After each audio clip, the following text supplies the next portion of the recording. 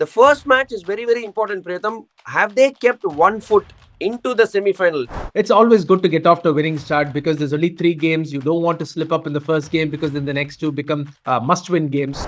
Yes, definitely the fielding was sloppy. I think Rohit Sharma's catch denied Akshar Patel the hat-trick. Virat is not a big sweeper of the ball. If you look at the last ODI against England, he brought out the sweep on a couple of occasions from the stumps. For me, Priyatham, the biggest positive of this match was Mohammad Shami. It's easier for a batsman, Badri. You know that to come back from an injury. For a bowler, it's a lot tougher. And full credit to Shami for where Pakistan played New Zealand in Karachi, the wicket got much lower and lower. I totally agree with you. The dark horse for me is New Zealand. that Arshdeep, who gives you wickets up front with the power in the power play and bowls a reasonably good tight overs at the death with his Yorkers. He was not preferred and Rana was preferred. Were you a bit surprised by that call? It's the Gautam Gambhir way.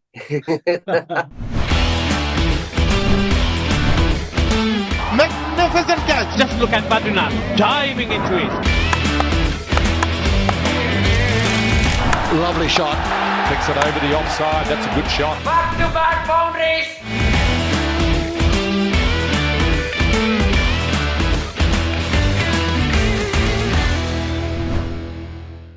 Hello and welcome to Cric It with Badri. It's another episode of Cric Debate. This video is presented to you by DAFA News. Priyatham is there with us. Hi, Priyatham. Hey, Badri, how are you? All well. Priyatham, I can see you. You're unable to hide your smiles.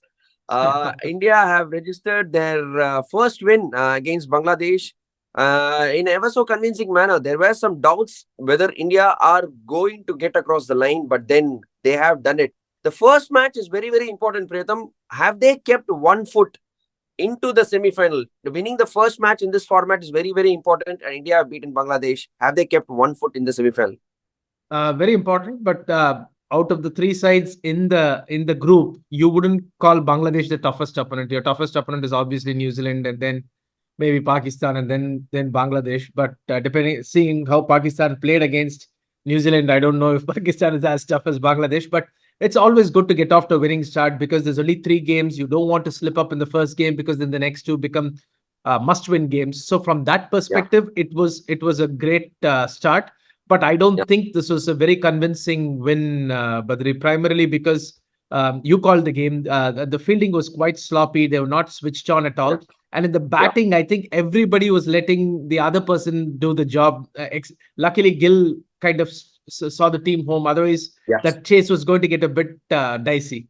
Yeah. Yes, definitely the fielding was sloppy. I think Rohit Sharma's catch denied Akshar Patel the hat-trick. He later on said in the press conference that I'll take him out for a nice dinner and I'll probably have a chat with him. I mean, it was funny. And then Hardik Pandya dropped a catch. KL Rahul missed a chance. Yes, the fielding wasn't quite up there. And then the bowling, the spinners probably were not up to the mark later on. But there was a good partnership between Jaikar Ali and Hriday. 154-run partnership. They batted really well against the spinners. The wicket started slowing down once the ball got old. So taking nothing away from the Bangladeshi batters, these two batters especially, it was a good partnership against some good high-quality spinners.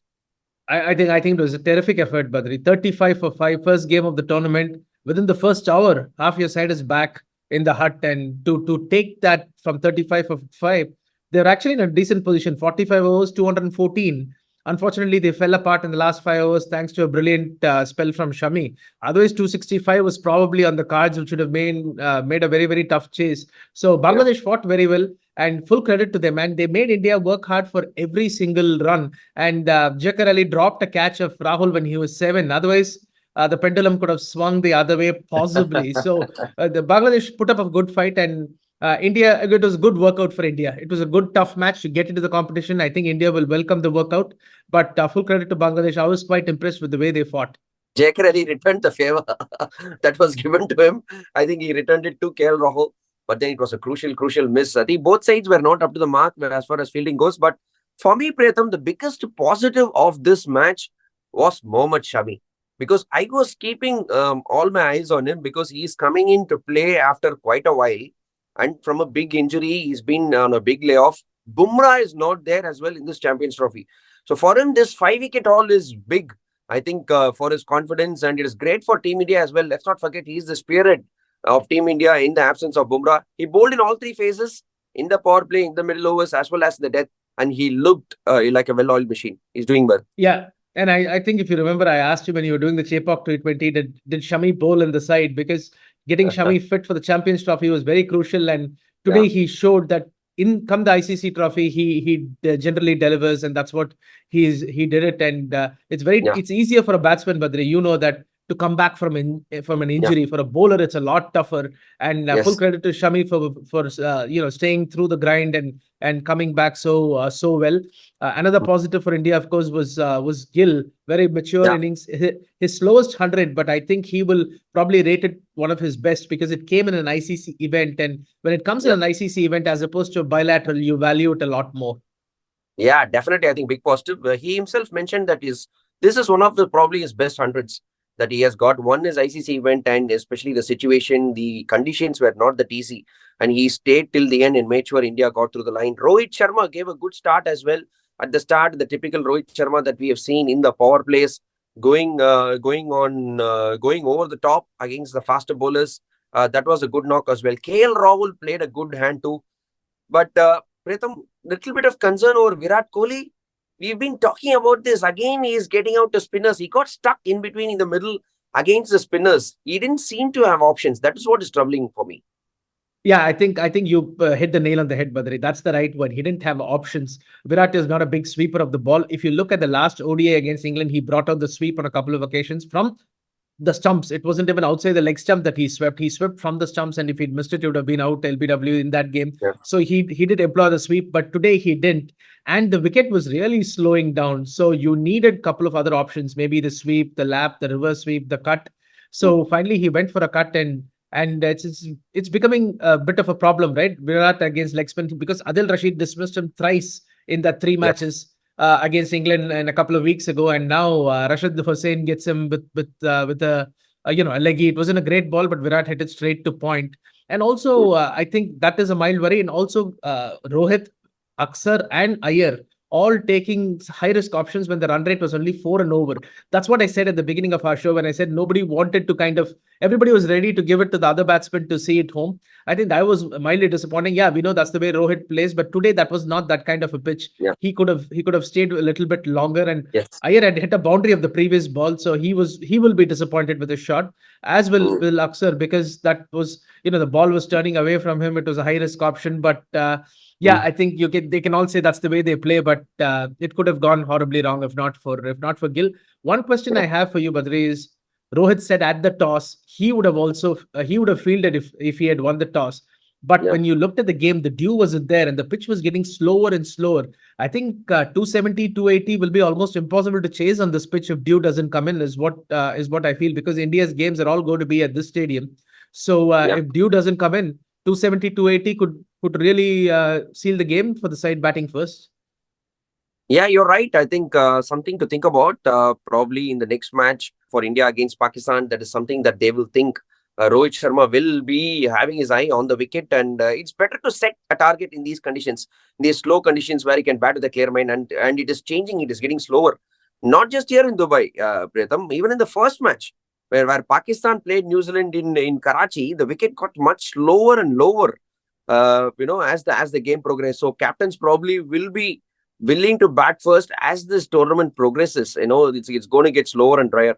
We have to talk about the first match as well, Priyatham. Here, Pakistan versus New Zealand. I personally expected much more from Pakistan because they have a good, solid fast bowling lineup. They got 3 wickets of New Zealand early on, but then they let them go. But it was a sensational partnership between Tom Latham and Will Young, which put them on target and getting to a score of 320 from about 70 for 3. That was a phenomenal effort from New Zealand, wasn't it? Phenomenal. But I think Pakistan lost the game at the toss, Badri. That was crying out for a bat first pitch. It was a dry pitch. I saw the pitch report. It was dry. And even as soon as early spinners came on when Pakistan was batting, when Abrar was bowling, rather when Pakistan was bowling, you could see that there was a puff of dust coming. So it was going to get tougher to bat. So having won the toss, I failed to understand why they didn't put runs on the board. And maybe they had a better chance of defending that. Contrast that to Bangladesh. I think Bangladesh's best option was to put runs on the board. If they got to 260, 270, they would have surely tested India. But Pakistan, I think they lost it at the toss where they decided to bowl first. And you're right, they let New Zealand off the hook. But terrific partnership. That's the way one day batting is. From 10 overs, 47 for 2, they consolidated to 25 overs, 115 for 3. And the last 25 overs, they got 200 runs. They just exploded Phillips and Latham. So New Zealand looking like the best team out of the 4 at the moment. Very well oiled, and they won the triangular as well. And now the action shifts to Group B tomorrow and day after. So it'll be interesting to see how that goes in Group B. But coming to that, New Zealand, yes, Glenn Phillips gave a big impetus towards the end. He played a brilliant knock, helped them get to 320. I totally agree with you. The dark horse for me is New Zealand. They look a well-rounded side, well-balanced side. They seem to be playing spin really well, and they seem to be bowling spin really well as well. Very unlike New Zealand teams of the past. And they got 2 good fast bowlers in Matt Henry and O'Rourke. I think he also is a tall fast bowler who's bowling really well. I think New Zealand would be the team to beat, but then I feel bad for Pakistan. Once again, a big disappointment in batting as well. What happened there? Fakhar Zaman he should have come opening, but somehow they miscalculated the time or something, and he couldn't be on the field for the 20 minutes, and he had to come late.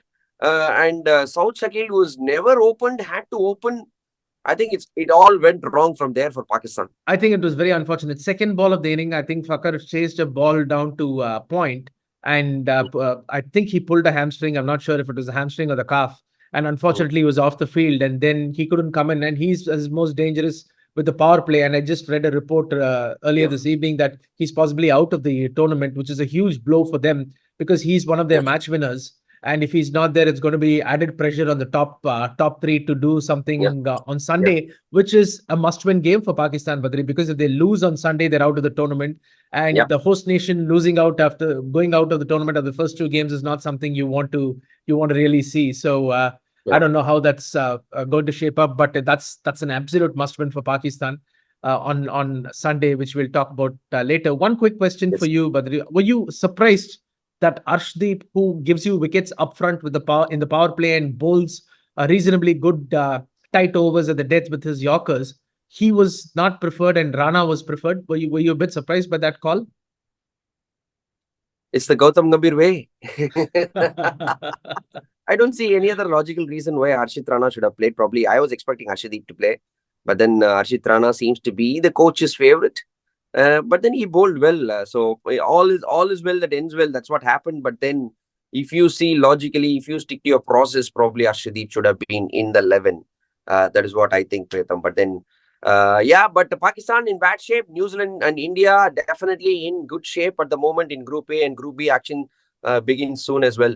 We'll be, of course, covering you giving you good coverage of all these matches on Cricket with Badri. Thank you, Pritham, for coming on Cricket with Badri and thank you for having me, Badri. Thank you. Once again, this video was presented to you by DIVO News. Don't forget to like, share, subscribe, and press the bell icon as well. Whenever we post a video, you will get a notification.